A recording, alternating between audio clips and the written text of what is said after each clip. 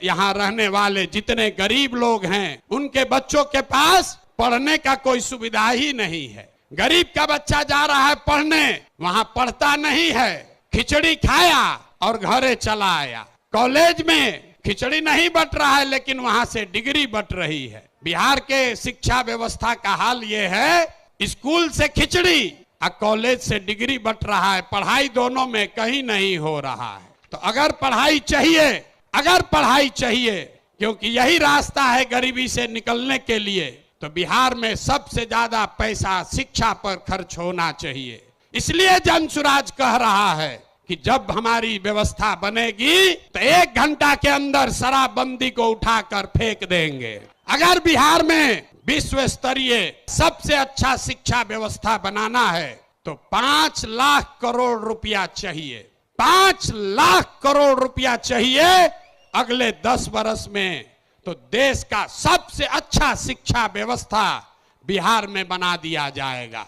और ये 5 लाख करोड़ रुपया आएगा कैसे? जो शराबबंदी हटाएंगे तो ये तय किया कि शराब से आने वाला टैक्स का पैसा वो बजट में नहीं जाएगा, नेताजी के सुरक्षा के लिए नहीं खर्चा होगा, सड़क बिजली पानी के लिए नहीं होगा। जितना शराबबंदी के टैक्स का पैसा होगा अगले 20 वर्ष बिहार में सिर्फ और सिर्फ नई शिक्षा व्यवस्था बनाने के लिए खर्च किया जाएगा।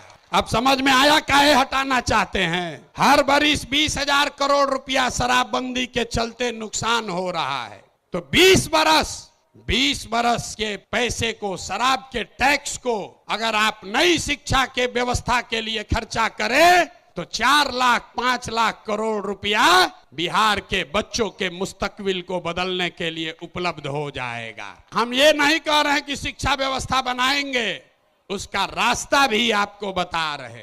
5 लाख करोड़ रुपया जुटाएंगे इसी बिहार से और ऐसी शिक्षा व्यवस्था बनाएंगे कि पूरे देश से लोग जैसे नालंदा विक्रमशिला में पढ़ने आते थे वैसे यहीं पर पढ़ने आएंगे, तभी बिहार ज्ञान का भूमि फिर से बनेगा। शराबबंदी जाएगा, नई शिक्षा व्यवस्था आएगी।